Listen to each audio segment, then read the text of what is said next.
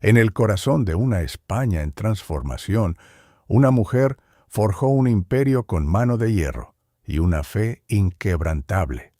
Isabel de Castilla no fue solo una reina, fue la arquitecta de una nación unificada, pero también la sombra que persiguió la pureza de la sangre. Su legado es una paradoja eterna, la protectora de los débiles y la instigadora de una cacería implacable contra la diferencia. Desde la lucha por su trono hasta la creación de un tribunal que cambiaría el destino de millones, su obsesión por la unidad religiosa y la limpieza del linaje marcó una era de gloria y terror. Esta es la historia de una monarca que creyó que el sacrificio de la libertad era el precio necesario para la salvación del alma de su reino. En sus ojos brillaba la determinación de una santa, pero en sus decisiones se escondía la frialdad de una estratega política sin piedad. Acompáñanos a través de los pasillos del poder, donde la devoción se mezcló con la paranoia y donde la búsqueda de la perfección espiritual dejó una huella imborrable en la historia de la humanidad. En los fríos pasillos del Palacio de Madrigal nació una niña que cambiaría para siempre el destino de Europa. Isabel de Castilla no fue criada para la alegría, sino para la supervivencia en un reino fragmentado por la ambición y la traición. Desde su infancia, la sombra de la inestabilidad política la persiguió, moldeando un carácter de acero y una fe inquebrantable que pronto se convertiría en su mayor fortaleza y su obsesión más peligrosa. Mientras sus hermanos luchaban por el trono con espadas y venenos, ella observaba en silencio, aprendiendo que el poder no se toma, se conquista con la mente y el espíritu. La corte era un nido de víboras donde cada sonrisa ocultaba un puñal y cada promesa era una trampa mortal. Isabel, la hija menor, parecía destinada a un matrimonio político sin importancia, un destino que muchos consideraban un exilio dorado lejos del centro del poder. Sin embargo, su destino estaba escrito en las estrellas y en la sangre de los reyes. La pureza de su linaje era su escudo, pero también su prisión. A medida que crecía, una idea comenzaba a germinar en su mente: la necesidad de limpiar la tierra de toda impureza para restaurar la gloria divina de España. Esta visión no era solo religiosa, era política, una herramienta para unificar un reino dividido por siglos de conflicto. La joven princesa soñaba con un futuro donde la fe y el Estado fueran uno solo, una idea que la llevaría a tomar decisiones que hoy son recordadas con terror y admiración. Su vida temprana fue un entrenamiento constante para el peso de la corona, donde cada error podía costar la vida y cada acierto podía salvar un imperio. La sombra de la Inquisición aún no se cernía sobre Castilla, pero la semilla de la intolerancia ya había sido plantada en el corazón de la niña que un día sería la reina católica. ¿Podría una sola mujer cambiar el curso de la historia sin perder su propia humanidad en el proceso? El camino hacia el trono estaba lleno de obstáculos insuperables, pero Isabel no conocía el miedo, solo la determinación absoluta de cumplir su destino, aunque eso significara caminar sobre las cenizas de sus enemigos y amigos por igual. La historia está a punto de comenzar. La muerte del rey Enrique IV de Castilla en 1474 no trajo paz, sino una tormenta de ambición y traición que sacudió los cimientos del reino. Isabel, hermana del difunto monarca, proclamó su derecho al trono con una determinación inquebrantable, pero su camino estaba bloqueado por una rival formidable, Juana la Beltraneja. La corte se dividió en dos facciones irreconciliables, cada una jurando lealtad a una reina diferente. Los nobles, movidos por el miedo y la codicia, cambiaban de bando como el viento, mientras el pueblo observaba con ansiedad el destino de su tierra. La legitimidad de Juana era cuestionada por rumores de un nacimiento ilegítimo, sembrando dudas profundas sobre su derecho a gobernar. Isabel, por el contrario, presentaba una imagen de pureza y virtud, aunque su propia vida privada ya era objeto de chismes y especulaciones en los pasillos del poder. La guerra civil estalló con una violencia que desgarró el tejido social de Castilla. Batallas campales se libraron en campos abiertos, donde la sangre de caballeros y campesinos regó la tierra con igual indiferencia. La ciudad de Toro se convirtió en el escenario de un enfrentamiento decisivo que definiría el futuro de la península.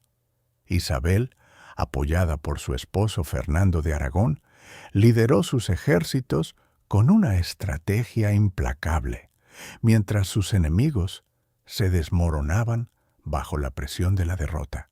La batalla no fue solo un choque de espadas, sino un duelo de voluntades donde la fe y la política se entrelazaron peligrosamente. La victoria de Isabel en Toro no fue total, pero bastó para consolidar su posición y debilitar la causa de Juana. Sin embargo, la lucha por el trono apenas comenzaba. La guerra se extendió por años, llenando los hogares de luto y las calles de desesperación. La reina Isabel, obsesionada con la idea de un reino unificado y puro, veía en cada victoria un paso hacia su destino divino. Pero el precio de la corona era alto, y la sangre derramada no se secaría fácilmente. Mientras los ejércitos se reorganizaban, una sombra más oscura comenzaba a crecer en la mente de la futura reina, una sombra que pronto se convertiría en la obsesión que definiría su reinado y el de toda una nación. El trono estaba asegurado, pero la verdadera batalla por el alma de Castilla apenas comenzaba. El año 1469 marcó un punto de inflexión irreversible en la historia de Europa. Isabel, una joven princesa con una determinación inquebrantable, desafiaba las órdenes de su medio hermano, el rey Enrique IV, para casarse con Fernando de Aragón. Esta unión no fue simplemente un romance juvenil, sino una maniobra política audaz, que unió dos reinos poderosos bajo una sola corona. La boda secreta en Valladolid fue un acto de rebeldía que encendió la chispa de una guerra civil, pero también sembró las semillas de un imperio global. Sin embargo, detrás de la gloria de esta alianza latía una obsesión profunda y peligrosa: la pureza de sangre. Isabel creía firmemente que la unidad de España dependía de la homogeneidad religiosa y étnica de sus súbditos. Esta visión, nacida de la inestabilidad política y el miedo a la traición interna, transformaría la sociedad española para siempre. A medida que consolidaba su poder, la reina comenzó a ver a los conversos y a los judíos no como ciudadanos, sino como amenazas potenciales a la estabilidad del reino. La tensión en la corte era palpable. Los rumores de herejía se extendían como un fuego incontrolable, alimentando el paranoia de los gobernantes. Isabel, impulsada por una fe ferviente y una necesidad de orden absoluto, buscaba una herramienta para erradicar la disidencia. Fue así como nació la idea de la Inquisición, un tribunal diseñado para purificar la fe y asegurar la lealtad inquebrantable a la corona. La alianza con Fernando les dio el poder necesario para implementar estas medidas radicales, pero el costo humano sería incalculable. La sociedad se dividió entre la lealtad ciega y el miedo paralizante. Mientras los reyes católicos miraban hacia un futuro de grandeza imperial, la sombra de la persecución se alargaba sobre sus súbditos. La pureza de sangre se convirtió en el nuevo estándar de honor, excluyendo a miles de familias de la vida pública y social.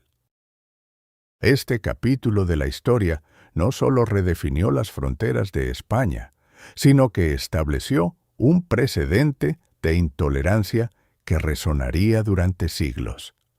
La decisión de Isabel de priorizar la uniformidad religiosa sobre la diversidad humana cambiaría el destino de millones. ¿Podría una reina tan piadosa justificar la crueldad sistemática en nombre de Dios? La respuesta yace en los archivos polvorientos de la historia, donde la gloria y la tragedia se entrelazan inseparablemente.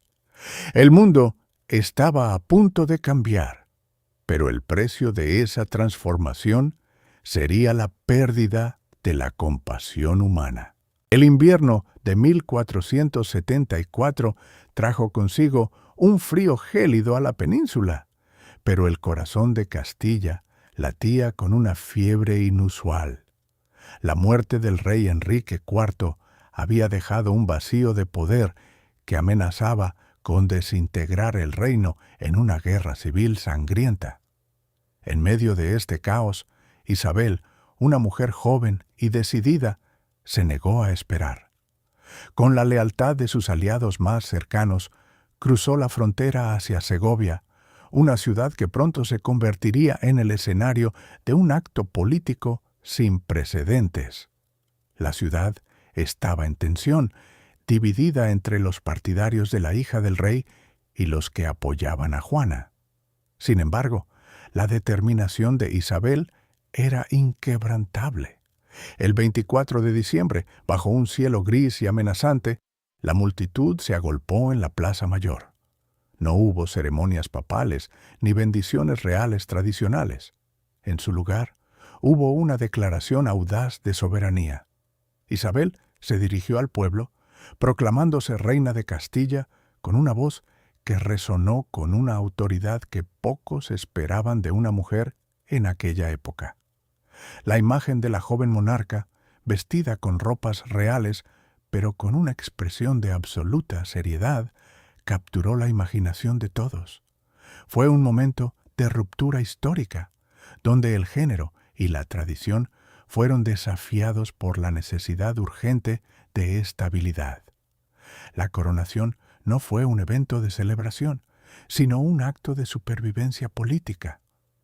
Mientras los nobles observaban con cautela, Isabel sentía el peso de la corona antes de que siquiera la colocaran sobre su cabeza. Sabía que este acto provocaría una reacción violenta por parte de sus enemigos, especialmente de Portugal y de la facción de Juana. El aire estaba cargado de miedo y esperanza. La ciudad de Segovia, con sus antiguas murallas, parecía contener la respiración mientras el destino de una nación se decidía en una sola mañana. La reina había tomado el control, pero el precio de este poder sería alto. Las sombras de la guerra se alargaban sobre el horizonte, y la paz que Isabel buscaba con tanta desesperación parecía cada vez más lejana. Su obsesión por el orden y la pureza del reino comenzaba a tomar forma en este momento crucial, marcando el inicio de una transformación que cambiaría la historia para siempre. El camino hacia la unidad sería largo, y estarían sembrado de traiciones y conflictos que pondrían a prueba su fe y su fortaleza.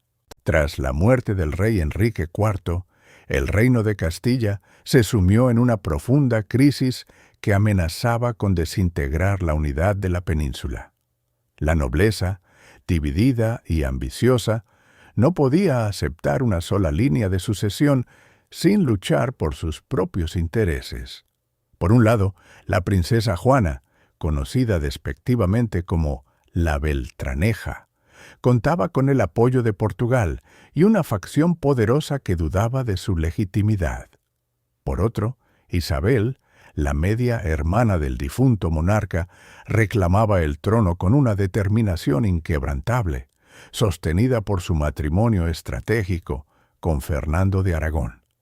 La tensión política estalló en una guerra civil sangrienta que duró años, marcando el destino de toda la nación. Los campos de batalla se convirtieron en escenarios de devastación donde la lealtad se medía con la espada. En 1476, la batalla de Toro se erigió como el punto de inflexión definitivo. Aunque el resultado militar fue técnicamente indeciso, la victoria psicológica de Isabel fue absoluta. Su ejército, mejor organizado y motivado por una causa divina, resistió el embate portugués. La derrota de las fuerzas enemigas obligó a Juana a retirarse a un convento, donde pasó el resto de sus días en el olvido, mientras Isabel consolidaba su poder sobre un reino exhausto. La guerra no solo definió quién gobernaba, sino que forjó el carácter de una monarquía que pronto exigiría pureza absoluta. La victoria de Isabel no fue solo un triunfo militar, sino el preludio de una transformación radical en la sociedad castellana. Con el trono asegurado, la reina comenzó a mirar hacia la unidad religiosa como la única forma de mantener la paz frágil que acababa de conquistar. La obsesión por la pureza de sangre, que ya germinaba en su mente, pronto se convertiría en la herramienta más letal de su reinado. El reino respiraba, pero bajo la sombra de una nueva y terrible amenaza que se avecinaba desde las sombras de la corte. El año 1479 marcó un punto de inflexión irreversible en la historia de la península ibérica. Con la muerte de su padre, Isabel accedió al trono de Castilla, mientras que Fernando ya gobernaba Aragón. La unión de estas dos potencias no fue un simple matrimonio político, sino una fusión estratégica que cambió el destino de Europa para siempre. Sin embargo, la paz no llegó sin una lucha feroz por el poder.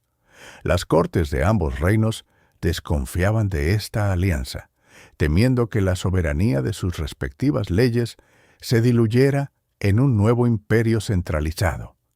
Isabel, con una determinación inquebrantable, navegó entre las intrigas de la nobleza y las traiciones de sus propios familiares. Su obsesión por la pureza de la sangre comenzaba a tejerse en la estructura misma del Estado, creando una atmósfera de vigilancia constante donde la lealtad se medía por la ortodoxia religiosa. Fernando, por su parte, aportó su astucia militar y diplomática, consolidando fronteras que habían permanecido abiertas durante siglos. Juntos enfrentaron la resistencia de los grandes duques que veían en su unión una amenaza directa a sus privilegios feudales. La tensión en las cortes era palpable. Cada susurro podía ser interpretado como una conspiración. A pesar de los desafíos, la pareja real logró establecer un gobierno conjunto que funcionaba con una eficiencia sin precedentes. La administración se reorganizó y la justicia se aplicó con una severidad que asombró a los contemporáneos. La Inquisición, aunque aún en sus etapas iniciales, se convirtió en la herramienta perfecta para unificar la fe y el Estado bajo un solo mando. El pueblo, cansado de la inestabilidad, encontró en esta nueva autoridad una promesa de orden, aunque el precio fuera la libertad individual. La sombra de la sospecha se extendió sobre todos los rincones del reino, desde los palacios dorados hasta las humildes aldeas.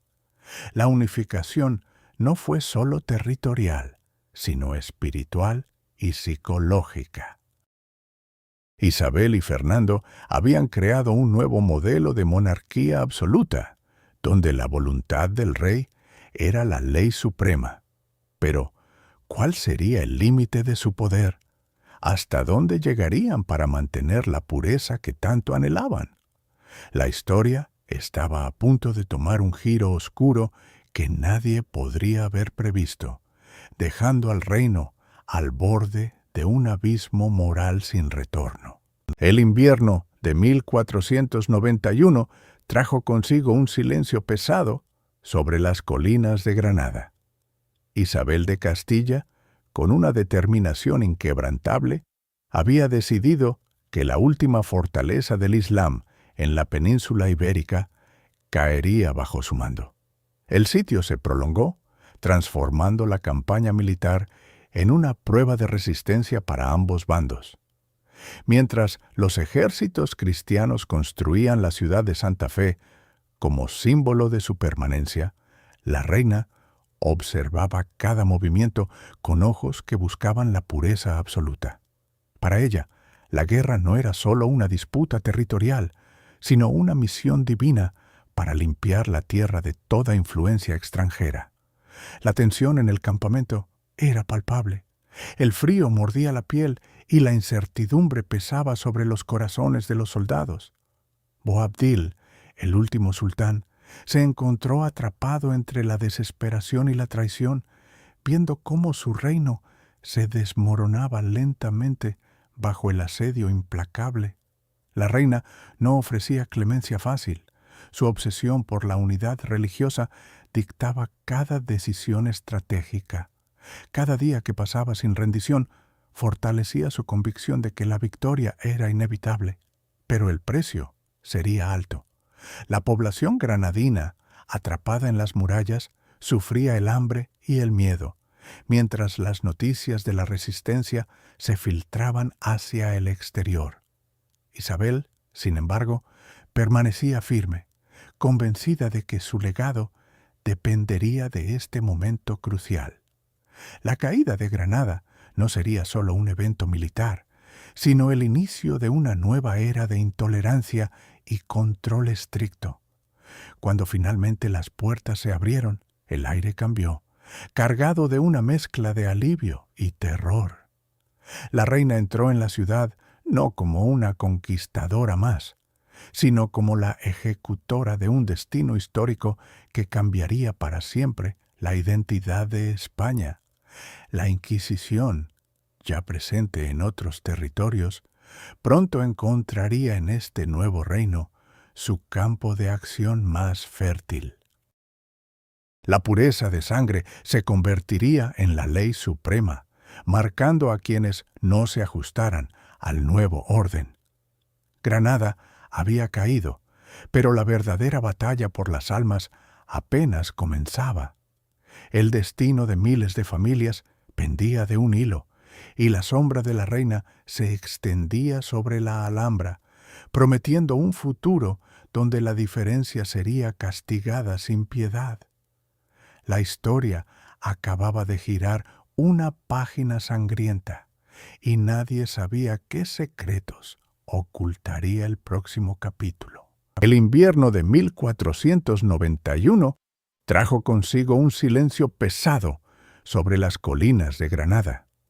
Isabel de Castilla, con su voluntad de hierro, observaba cómo el último bastión del poder musulmán en la península ibérica comenzaba a desmoronar bajo el asedio implacable de sus tropas. La reina no buscaba solo una victoria militar, anhelaba la pureza absoluta de su reino, un sueño que la llevaba a considerar la expulsión de cualquier elemento que no se ajustara a su estricta visión religiosa. Las negociaciones se alargaron, pero la determinación de los reyes católicos era inquebrantable. Boabdil, el último sultán, se vio obligado a rendirse, entregando las llaves de la ciudad sagrada en un acto que marcó el fin de 800 años de presencia islámica en España. La ceremonia de entrega fue solemne, cargada de una tristeza profunda para los granadinos, quienes vieron cómo su cultura milenaria se desvanecía ante la nueva orden cristiana. Isabel, sin embargo, no mostró piedad ni duda. Para ella, la unidad de la fe era el precio necesario para la grandeza de la nación. Poco después de la conquista, la Inquisición extendió su sombra sobre las calles recién conquistadas, buscando purificar las almas mediante la coerción y el miedo. La coexistencia pacífica de siglos llegó a su fin abrupto, reemplazada por una intolerancia feroz que prometía erradicar toda diferencia.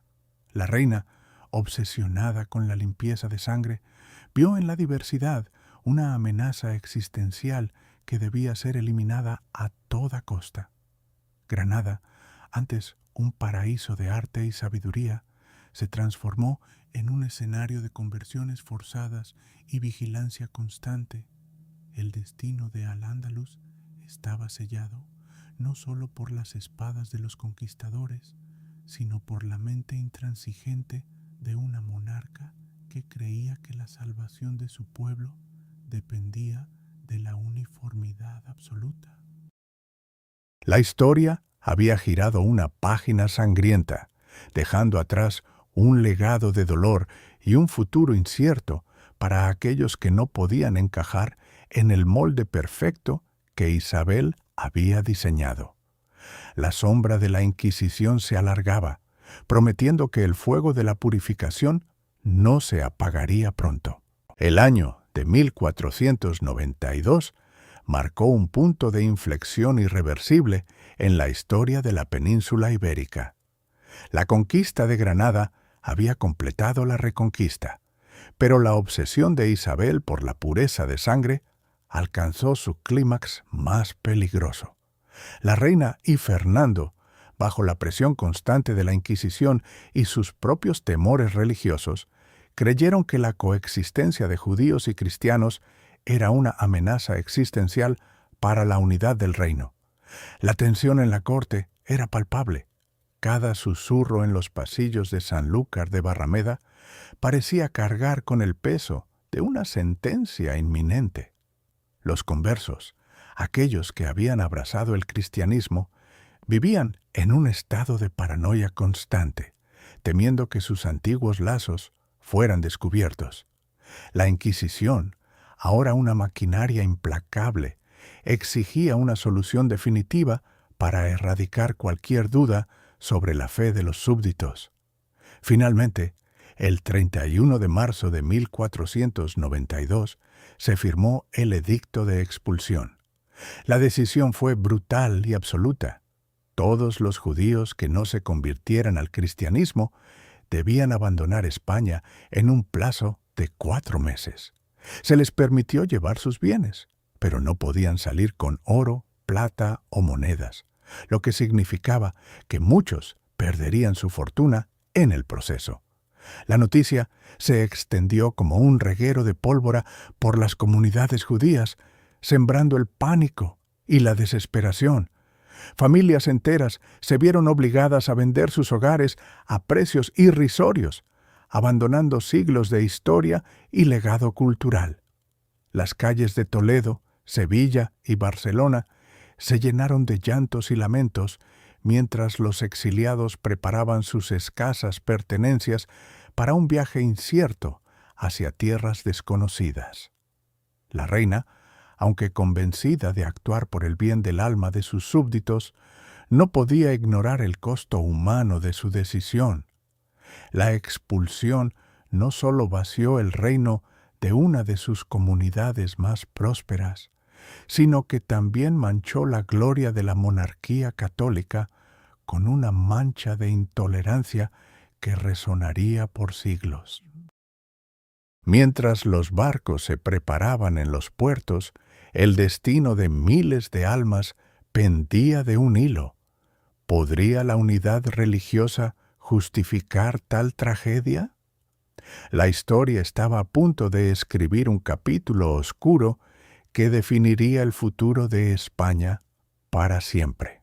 El año es 1478 y el clima en Castilla es de una tensión palpable. Isabel, profundamente preocupada por la unidad espiritual de su reino, toma una decisión que cambiaría la historia para siempre. La reina no buscaba simplemente castigar, sino purificar. Su obsesión por la pureza de sangre se convirtió en el motor de una nueva institución, la Inquisición. Bajo la bula papal se estableció un tribunal independiente, directamente bajo el control de la corona, con el objetivo de identificar y corregir a los conversos sospechosos de practicar sus antiguas religiones en secreto. Este no fue un acto de ceguera, sino una estrategia política calculada para consolidar el poder real y eliminar la disidencia interna.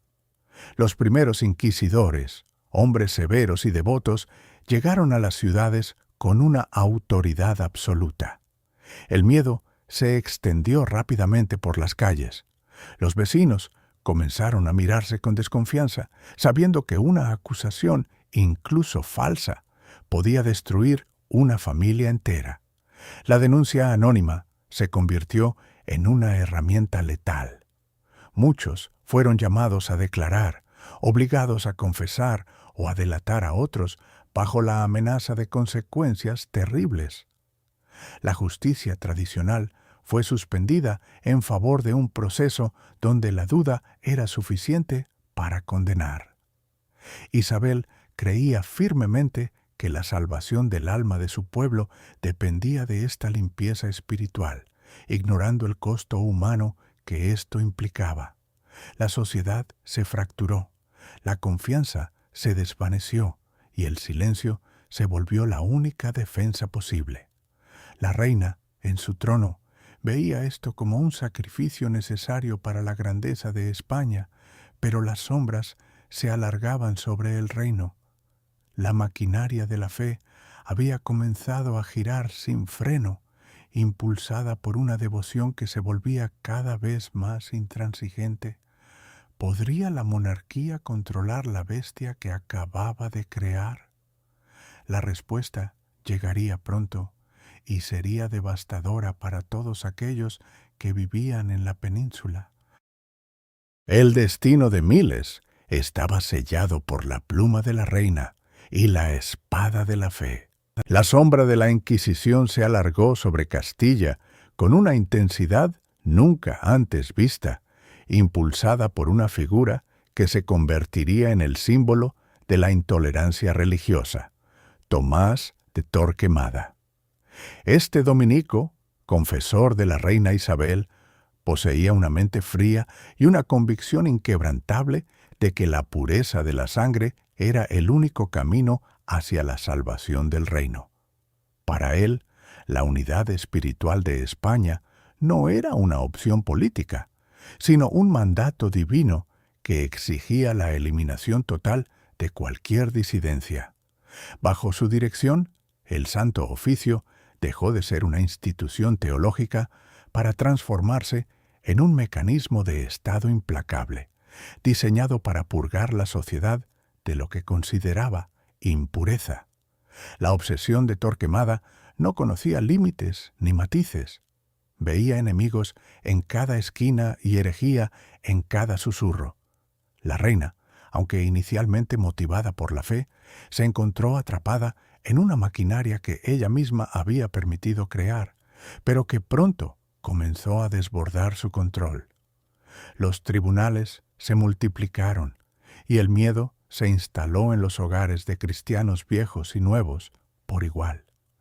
Las denuncias anónimas florecieron, alimentadas por el resentimiento y la codicia, mientras que las familias eran separadas y los bienes confiscados sin juicio justo.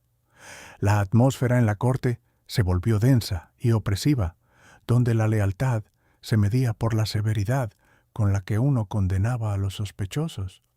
Torquemada no dudaba en utilizar el terror como herramienta principal, convencido de que el fin justificaba cualquier medio necesario para alcanzar la pureza absoluta. La reina observaba cómo su sueño de una España unida se teñía de sangre y lágrimas, pero la inercia del sistema era demasiado grande para detenerse. La obsesión por la limpieza de sangre había creado un monstruo que devoraba a sus propios hijos, transformando la piedad en crueldad sistemática. Mientras el fuego de las hogueras iluminaba la noche, la pregunta que quedaba flotando en el aire era si la salvación del alma de España valía el precio de su humanidad. La historia estaba a punto de tomar un giro irreversible, marcado por decisiones que resonarían a través de los siglos. El reino de Castilla respiraba una tensión eléctrica en los años posteriores a la unificación. Isabel, obsesionada con la pureza de la fe y la unidad política, vio en los conversos, aquellos judíos y musulmanes que habían aceptado el bautismo, una amenaza latente. La sospecha se convirtió en una herramienta política devastadora. ¿Eran verdaderos cristianos o simplemente actores fingiendo su devoción para salvar sus vidas y propiedades? Esta duda, alimentada por el miedo y la ambición, sembró el caos en las calles de Sevilla y Toledo. La Inquisición, recién establecida con el beneplácito real, no buscaba la verdad teológica, sino la confesión de herejía oculta. Los tribunales se convirtieron en máquinas de destrucción social, donde la delación era la moneda de cambio más valiosa. Un vecino podía acusar a otro por una envidia antigua o una deuda impaga, y el destino de la familia acusada quedaba sellado en un instante. El silencio se impuso en los hogares. Nadie hablaba en voz alta, nadie compartía sus dudas, pues el miedo a la traición era omnipresente. Las familias se fragmentaron, los amigos se volvían extraños, y la confianza, ese pilar de la sociedad medieval, se desmoronó bajo el peso de la paranoia institucional. La reina, aunque creía actuar por el bien del alma de sus súbditos, había desatado una fuerza que pronto escapó de su control. La casa no distinguía entre culpables e inocentes. La mera sospecha era suficiente para arruinar una vida. Los autos de fe se convirtieron en espectáculos públicos diseñados para aterrorizar y purificar, donde la humillación precedía al juicio final. El aire se llenó de un olor a incienso mezclado con el miedo palpable de las multitudes. La obsesión por la pureza de sangre había transformado el reino en una prisión de cristal, donde cada movimiento era vigilado y cada palabra podía ser una sentencia. La sombra de la Inquisición se alargaba sobre todos, desde el más humilde artesano hasta el noble más poderoso. Nadie estaba a salvo de la mirada inquisidora. La pregunta que ahora flotaba en el aire era aterradora. ¿Cuándo terminaría esta cacería y qué quedaría del reino una vez que la sangre hubiera sido vertida? La respuesta prometía ser más oscura que cualquier noche anterior. En los oscuros pasillos del poder castellano, Isabel de Castilla forjó una herramienta que cambiaría el destino de Europa para siempre. El Tribunal del Silencio, conocido históricamente como la Inquisición, no nació de la mera devoción, sino de una obsesión profunda y paralizante por la pureza de la sangre. La reina, atormentada por la idea de que la impureza religiosa podría corromper el alma de su reino, autorizó la creación de un sistema judicial que operaba en las sombras. Bajo el manto de la fe, se estableció un mecanismo donde la sospecha bastaba para condenar. Los acusados, a menudo vecinos o antiguos amigos, eran arrastrados ante jueces implacables que buscaban la verdad a través del miedo. El secreto era la ley más sagrada. Ni siquiera los familiares sabían la identidad de los delatores, creando un clima de paranoia absoluta donde cada susurro podía ser una sentencia de muerte. La sociedad se fragmentó y la confianza mutua se desvaneció, reemplazada por una vigilancia constante y silenciosa. Muchos fueron llevados a prisión sin juicio público, donde el tiempo se dilataba en la incertidumbre y el aislamiento psicológico. La presión mental era tan intensa que muchos confesaban crímenes que nunca cometieron solo para poner fin a su angustia. La reina observaba estos eventos con una mezcla de alivio y terror, creyendo que cada alma purgada fortalecía la unidad de su corona. Sin embargo, el costo humano fue inmenso, dejando cicatrices profundas en la conciencia colectiva de la nación. La justicia se convirtió en un arma de doble filo que, aunque protegía la ortodoxia, devoraba a sus propios hijos. El silencio que reinaba en las celdas era más aterrador que cualquier grito, pues representaba la ausencia total de esperanza. Este capítulo de la historia nos recuerda cómo el miedo puede moldear la ley y cómo la búsqueda de la perfección moral puede llevar a la barbarie más oscura. La sombra del tribunal se extendió por generaciones, marcando a España con un estigma que perduraría siglos después de la muerte de la reina. ¿Podría alguna vez el reino sanar de esta herida abierta por la mano de su propia protectora? En el corazón de la Castilla del siglo XV, una nueva sombra comenzó a extenderse sobre la sociedad, transformando la fe en un arma política de precisión quirúrgica. Isabel de Castilla, impulsada por una obsesión profunda y a menudo mal interpretada, decretó que la lealtad al trono y a la Iglesia debía medirse no solo por las acciones, sino por el linaje mismo. Así nació el concepto de la pureza de sangre, una doctrina que redefinió la identidad española para siempre. Esta ley no era simplemente un edicto religioso, se convirtió en un mecanismo de exclusión social que separó a los cristianos viejos de los nuevos conversos, creando una división que sangró durante siglos. La reina, convencida de que la unidad del reino dependía de la homogeneidad espiritual, permitió que la Inquisición operara con una autoridad casi ilimitada para purgar cualquier sospecha de herejía oculta. Los tribunales se multiplicaron y el miedo se instaló en los hogares de las familias más distinguidas. Un simple rumor sobre un antepasado judío o musulmán podía destruir una vida, confiscar propiedades y arruinar el honor de generaciones enteras. La justicia se volvió ciega ante la verdad y sorda ante la inocencia, guiada únicamente por la paranoia de la contaminación espiritual. Muchos fueron llamados a declarar, sometidos a interrogatorios que desgarraban el alma, mientras que otros, temiendo el destino de sus vecinos, optaron por el silencio o la huida. La sociedad se fragmentó en un mosaico de desconfianza, donde cada mirada podía ser una acusación y cada secreto una sentencia de muerte. Isabel, en su búsqueda de un reino perfecto, había creado un infierno de sospecha mutua. La pureza de sangre se convirtió en la ley suprema, superando incluso a la ley divina en la práctica cotidiana. El reino brillaba bajo la luz de la unidad forzada, pero en las sombras, el dolor de los excluidos crecía silenciosamente.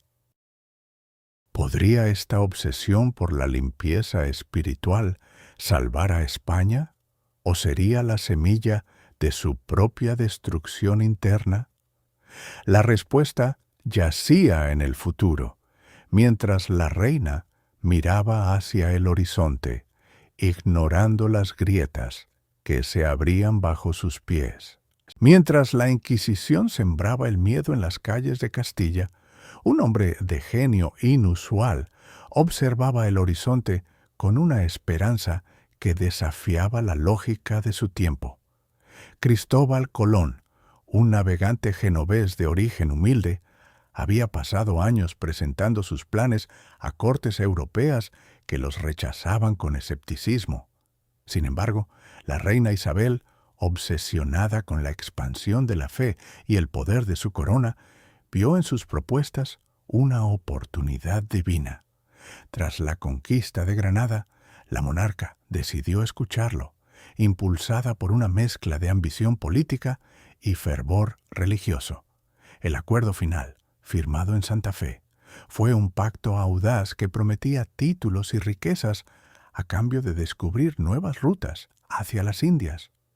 Colón no buscaba solo oro, buscaba validar su visión del mundo y encontrar una vía directa para el comercio y la evangelización. La expedición se preparó en el puerto de Palos, donde 3 carabelas, la Niña, la Pinta y la Santa María, fueron equipadas con provisiones limitadas para una travesía incierta. Los marineros, muchos reclutados a la fuerza o atraídos por la promesa de redención, miraban al mar con una mezcla de terror y determinación. Isabel, aunque no pudo viajar con ellos, envió su bendición y una cruz, simbolizando que esta misión era sagrada. El viaje comenzó en agosto de 1492, adentrándose en un océano desconocido que los antiguos temían como el fin del mundo. Durante semanas, la tripulación enfrentó tormentas, aguas calmas y la creciente desesperación de no ver tierra. La tensión a bordo era palpable. Los hombres murmuraban sobre regresar, pero Colón mantuvo su firmeza, convencido de que la tierra estaba cerca. La reina había apostado todo su prestigio a este hombre y su visión. Si fallaban, la monarquía quedaría en ridículo. Si triunfaban, cambiarían la historia para siempre. Finalmente, tras meses de incertidumbre, un grito rompió el silencio de la noche. La tierra había sido avistada.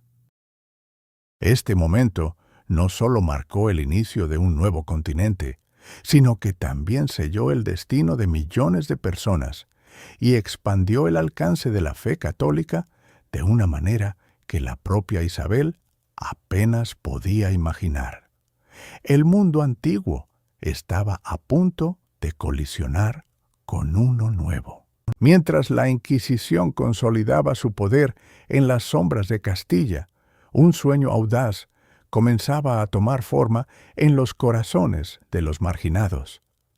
Cristóbal Colón, un navegante genovés rechazado por las cortes de Europa, encontró en Isabel la única voz dispuesta a escuchar sus teorías sobre un camino hacia las Indias. La reina, obsesionada con la pureza de la fe y la expansión de su reino, vio en este proyecto una oportunidad divina para unir la gloria de Dios con la grandeza de España. Tras años de espera y negociaciones tensas en Santa Fe, donde los monarcas firmaron las capitulaciones, 3 carabelas partieron hacia lo desconocido. El viaje no fue una travesía de aventura, sino una odisea de desesperación y miedo. La tripulación, agotada por la falta de provisiones y atormentada por la incertidumbre, estuvo a punto de amotinarse. Colón, con una determinación férrea, logró mantener la calma y prometer tierra antes de que la revuelta estallara. Finalmente, en la madrugada del 12 de octubre, un grito rompió el silencio. ¡Tierra! Aquel momento cambió para siempre el curso de la historia humana.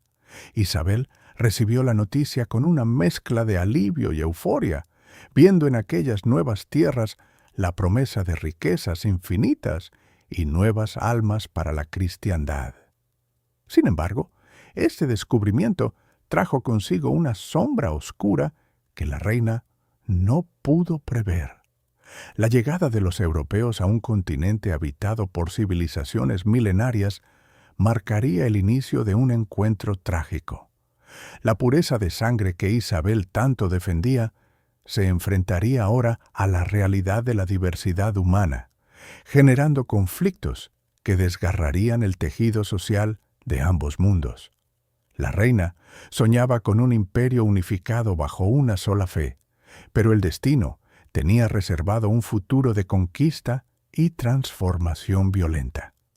Mientras los barcos regresaban con muestras de oro y extraños habitantes, la corte celebraba un triunfo que pronto se convertiría en una carga moral insoportable.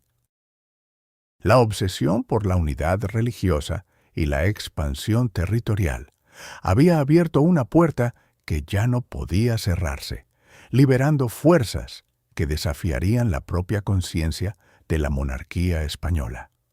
El mundo había cambiado para siempre, y el precio de este nuevo horizonte sería pagado con sangre y lágrimas en los años venideros.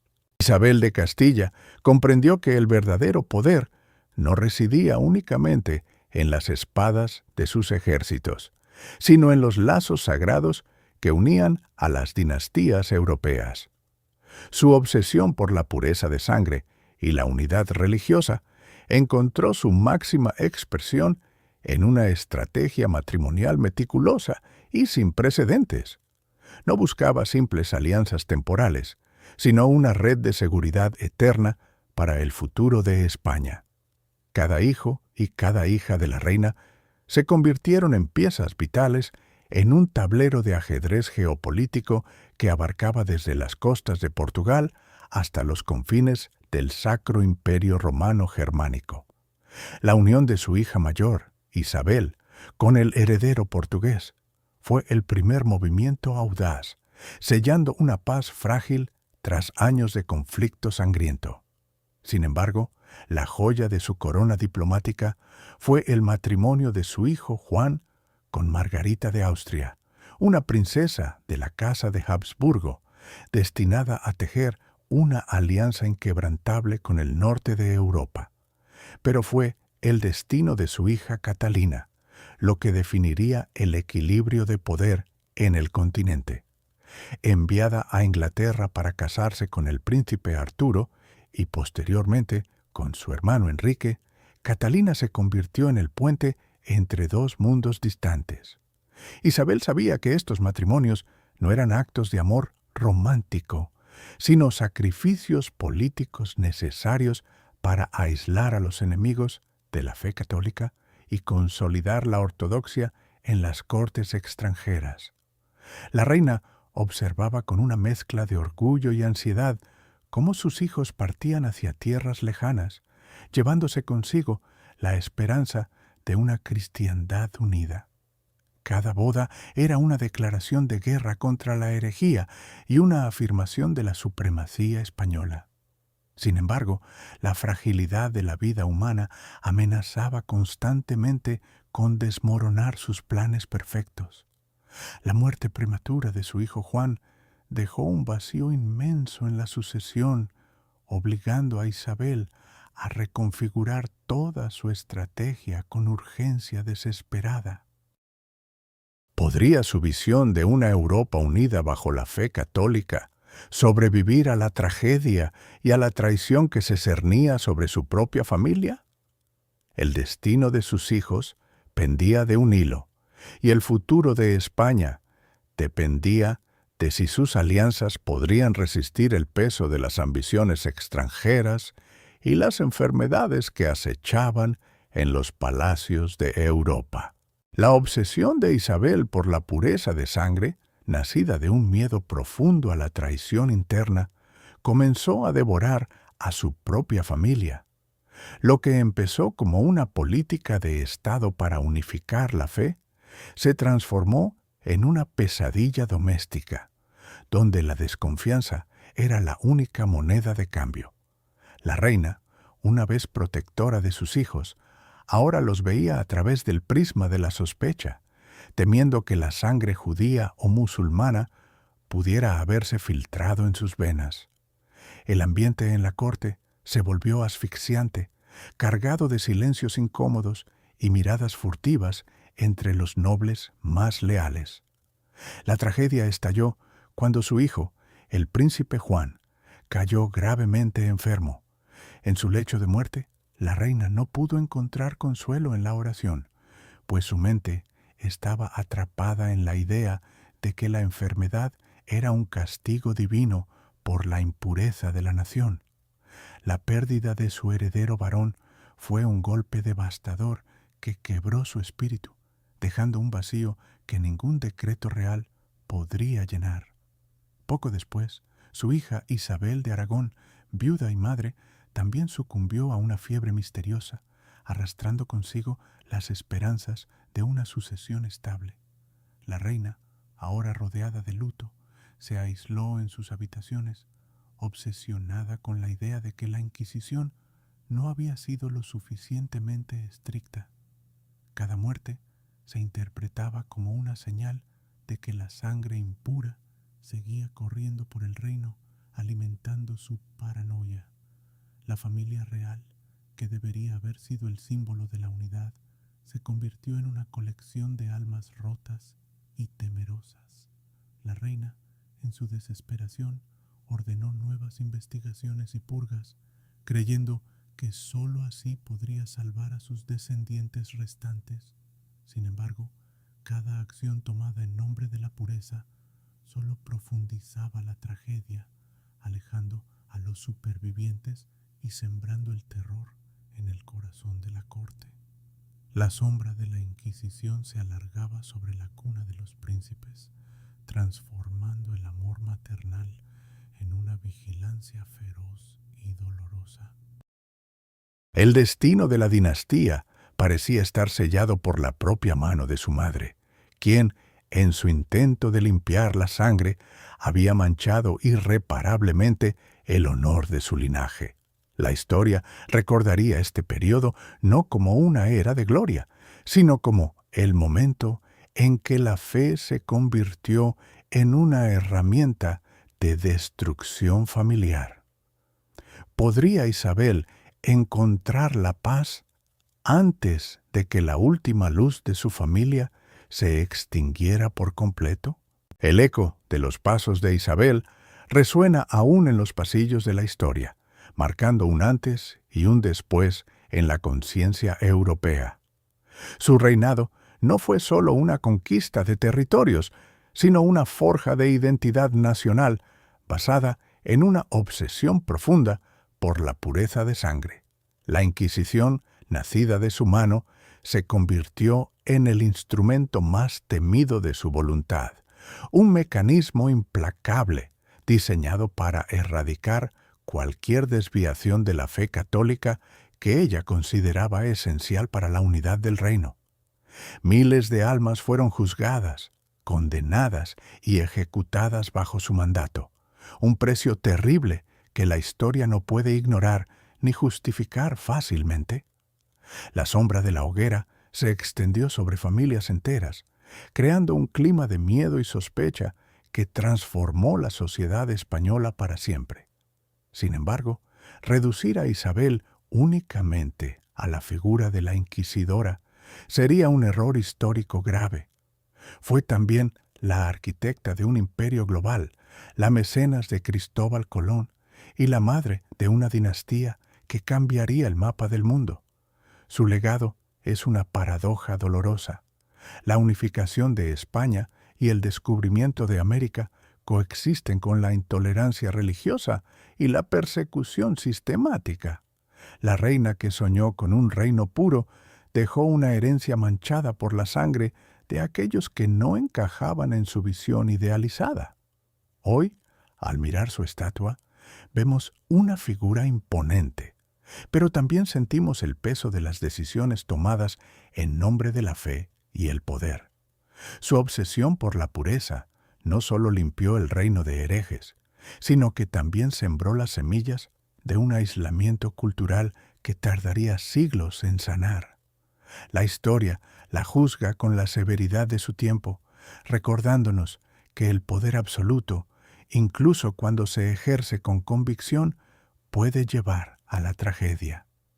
El legado de Isabel de Castilla es, en última instancia, un recordatorio eterno de la complejidad humana y la capacidad de la fe para inspirar tanto grandes hazañas como horribles crímenes.